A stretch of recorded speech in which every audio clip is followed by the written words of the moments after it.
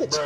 Hello there mga katets and welcome back to my YouTube channel. Yay! So for today's video mga katets, nandito po tayo sa ating Happy Auxiliary Kitchen. Actually, ang gagawin na nating luto, ang paggagamitan lang po natin ng kalan is this bell peppers or capsicum. We're going to make a very easy spread. Cheese spread. Habang nakaganito po ako, yes. Paborito to ng madir ko. This is yung bursan. Some pronounce it as bursin, but I think it's pronounced as bursan. It's a French brand. It's a French kind of cheese. Hindi, kasi ano ba? I can't explain myself. Yung naka-discover po nito is si Francois Boursin noong 1957 and came from small town northern France. Tapos, naisip ko nga kasi alam mo malapit na magpasko, di ba? So parang I'm thinking of what to give my girls. But I have to try it first and let's see kung pasok talaga sa panlasa nila. So, simulan na natin to guys. So, eto guys, I hope I'm doing it correctly. Alam mo, simula nung na-appreciate ko naman yung mga nagko-comment dyan, teaching me how to do it, or mga ways ko sa pagluluto. But there are some na yung parang, alam mo yun, too perfect. Siguro masasanay lang ko sa mga sweet comments niya. Kaya pag may nababasa akong parang mga, yung hindi siya ganun ka-nice, it makes me feel bad. It makes me wanna put my hand on fire.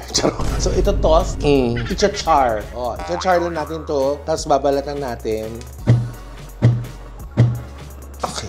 Hindi po kasama yan I will do it again. I think I need to use ito. Ayan o, di ba?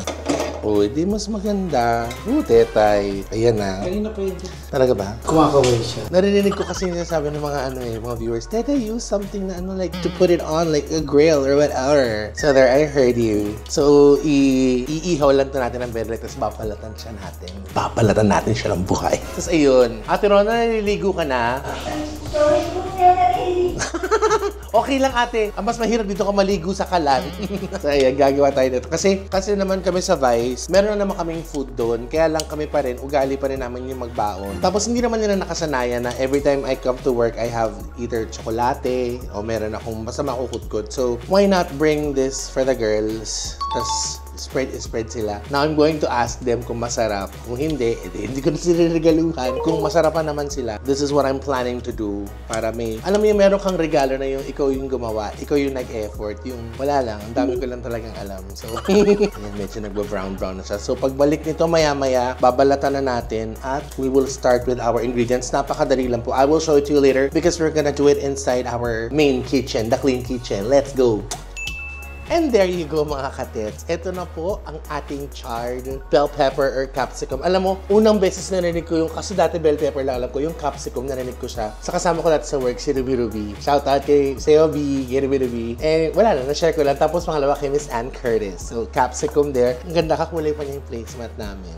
Tanyo. Kung hindi nyo na itatanong, hindi po talaga to bell pepper kasi nasunog yung bell pepper na ginagawa ko. Placemat po ito na ginumit-kupit. Charot. So, here are my ingredients. Ito na po ang ating mixing bowl. Malinis po lahat. Malinis ang kamay ko. So, huhulog ko na to. Para, ang sabi doon, kasi, ganito, isang block ng cream cheese. Tapos, half ng butter. So, I'm gonna do is 1:1. So, masarap naman ang cheese tsaka butter. So, ilagay na natin siya dyan. So, pag ito nahalo ko na po, ang gagawin natin para mas masarap, paghihiwalayin natin siya para kung magaling kayo. Charing. Hindi. After nito, we're gonna put, of course, the bell pepper. And then, pwede kayo maglagay ng cheese. So, I want it really cheesier. So, I'm going to add, nag-shred ako ng cheddar cheese. Lalagay ko din dyan para mas masarap yung recipe ko kaysa kay Francois Boursin. And then, ito na po yung ating mga gagamitan. We have onion powder, parsley flakes, thyme, ni bubbles. We have, actually, it's optional if you want to use white ground pepper, but this is a must, tong garlic powder. And it's also optional if you want to use condensed milk. Ako, I'm going to add siguro this is about 2 tablespoons of condensed milk just to break the saltiness from like too much cheese. So there's a cut of sweetness from the Tapos i-chill natin and then I'm gonna get ready for work. Dapat bibili ako nung yung Ritz, nakalimutan ko. So dyan lang sa may Uncle John's, yung tira. So yung, di ba ginagawa sa di ba sa mga video gaganon, kukuhit ng konti o kaya butternut tapos kakain. So madali siyang kainin, hindi siya yung kailangan pa ng kubiertos. So babaunin ko to sa work. Siyempre, i-share ko dun sa mga kapatid ko hindi ko naman siya pwedeng itago. Sabihan naman ng madamo. Pag ganun, hindi ka nag-share. Pag sobra ka naman nag-share, masyado ka naman daw generous. Masyado ka naman kala mo. Hindi ko na talaga. Kumakain ka ba ng tagudo? Oo, lagi kami nagaganyan ng croissant. Ano? Sa croissant. Pwede. So, do you bake your own croissant? Yes. Ni-spread ko siya sa toppings ng croissant. Croissant? Croissanting? Croissanting. Croissant? Croissanting?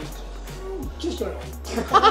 Narinig ko. Ikaw talaga good. Puro ka talaga katalantaduhan. Yan, it's starting to come together. Ano yan? Ano? French dish? Ano no? It is actually si Francois Boursin. Di ba sinabi ko nga, he's French. So, nag-start to na 1950s. French! French siya, si Francois Boursin. Kala ko si French. Parang cheese, ano siya, maker, cheese guy. Hindi ko masyado na-check. Pero promise guys, nung mga high school days pa lang, hindi naman sa ano, pero yung paborito to ni Aling Peli. Ayun yung usually na nakikita sa mga cold cuts. Yung ano, yung may mga ano. Cold. Cold cuts. Cold and called are two like different words. Called, tinawag. Cold, Yun nga, mali. tinawag nga. Tinawag para? Kakain mo po sa... Hi!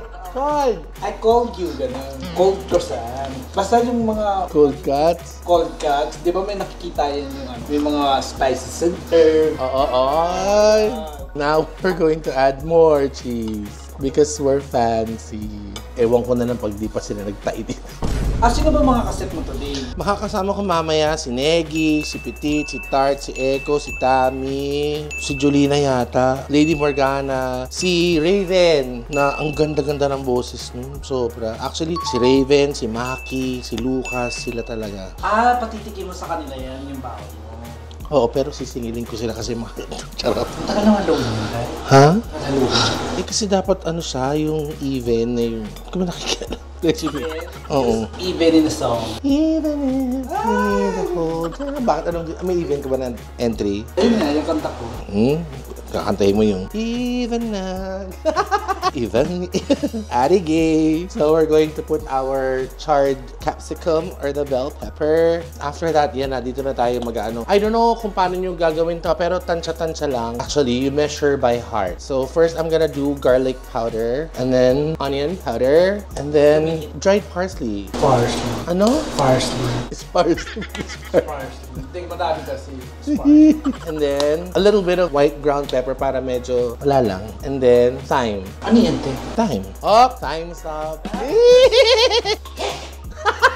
Oh! Hindi, malayo ako. Binahin ka sa paminta. Kasi nga paminta ka, di ba? And then, of course, just to cut the saltiness, we are going to add our condensed milk. If you don't like, it's okay. Baka may mag-react po dyan, oh my God, why did you put condensed milk on that Boursin Kineso? And we just have to mix them. Pwede siguro sa condensed yan.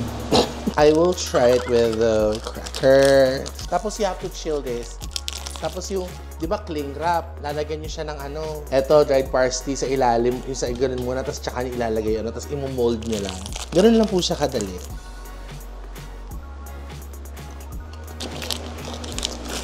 Nakakahapos na.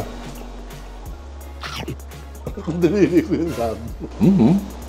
Okay, grabe yung cheese. Guys, hahaluin ko lang to, tapos i-chill na natin siya. Okay, see you in a bit.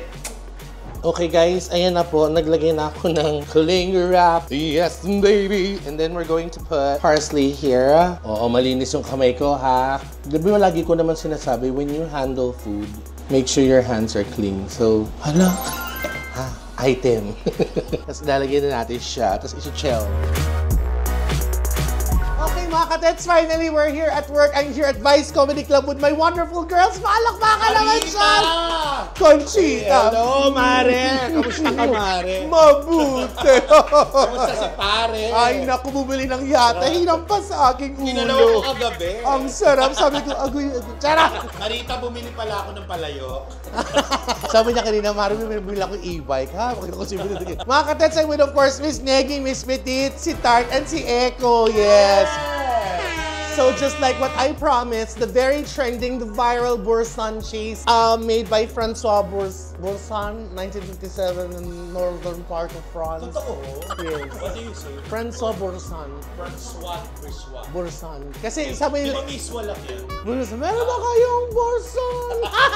Eto, so I wanna share it with my girls. Nandyan din si Miss O, next friends na lumabas. Kasi meron siyang Aurora Sevilla. Charot! Ayan siya! Sa nag-iisang Aurora Sevilla. Yes. Yes. So, Ano ito. itong ginawa mo, Mare? Burs- Mare, masarap tong ano, ha? Oo, Ay, hindi ba yan? very- Hindi pala yan. Ito po yung cream cheese, butter, cheddar cheese, garlic powder, onion powder. So marami mga spices siya. So, try natin. Na-try ko na sa bahay eh. Guys, feel free. Sibog lang kayo. Oy guys, kumain din kayo kasi last time na si Taco, hindi daw ako nag-alok ng iba ng ano. Yeah, noodles. actually, masarap yan pag may wine. Di ba, anong wine nga masarap dyan? Wine nyo ba din? Wow.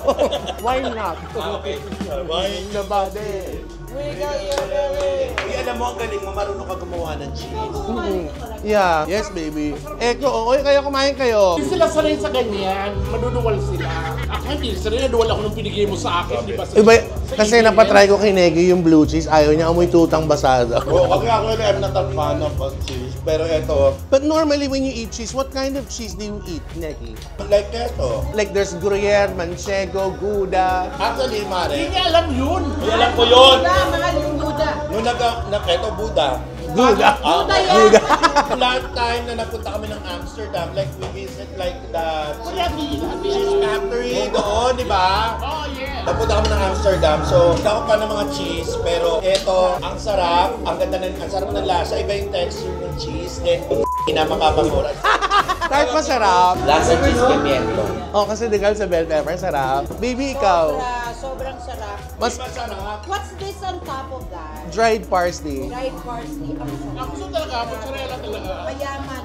Ito yung cheese na kahit mo tagalan mo, hindi siya matagal siya masira, di ba? Kasi iba, pagka di ba inaamag yung cheese, Oo, ayaw na nun. Meron, may mga katets may cheese na ganun, di ba yung blue cheese? Ayaw na, amoy basang tutal. pero ang mahal mo. Tsaka yung parsley niya, Dali, ano, teka lang, ba't ganun mas mataba? Ay! Ginawa mong burger? Grabe, ang sarap ng burger. Lalo na pag... Masarap siya. lagyan mo ng Elvis. Ano Elvis? Parsley. Go kayo, try mo, masarap. Gagawa tayo yan sa piyesta sa Nabotas. So far, the girls like it. Si Tart, si Petit, si Negi. Na si Negi, si Echo did like it also. Na hindi naman talaga si Negi niya cheese eater. Si Petit ayaw din ng blue cheese. Oh. Uy, pues. Masarap. It worked for me. Oh, alam niyo na regalo ko sa Pasko ha. Mahirap to gawin. Baka hindi. Halo-halo ka lang eh. Bibigyan kita sa ano, yung pagkadkad sa cheese. Gusto mo yun, di ba? Tsaka yung parang, ano, lalagyan. Saan mo ano rin. Gusto ko nun. Partner na sa sopas. Masarap yung pinapatong, promise. Parang tinapay. Oo, Parang burger. Oo, masarap. Promise. Hindi nakakayaman yung kain mo. Hindi Kaya nakakayaman. parang gusto ko 5 layers. So try mo, masarap to. Kaya lang parang hindi ka naman yata mag-ano eh. Mahirap magsalita kasi pag may cheese ka. Sa bahay ka lang. Oo, meron naman din sa bahay. So, Magpapangat siya ng cheese. cheese na pa nga.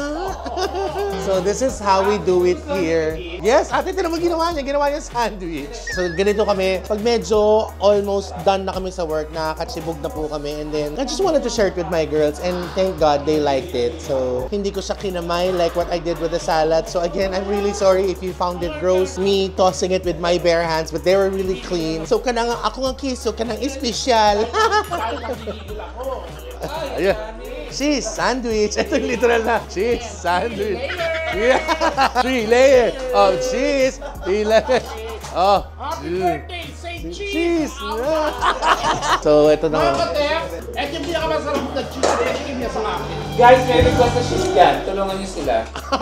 Mga connection po, we have to go back to work. Meron pa kaming ilang oras na kailangan i-trabaho dito sa Vice Comedy Club. So, thank you so much. My girls loved it. I have one para sa BB House. They're gonna like it also. So, Gusto na ba? yeah. Wala pa yan, wala pa talagang ano. Ano? Mababaan mo kasi gusto ko pa.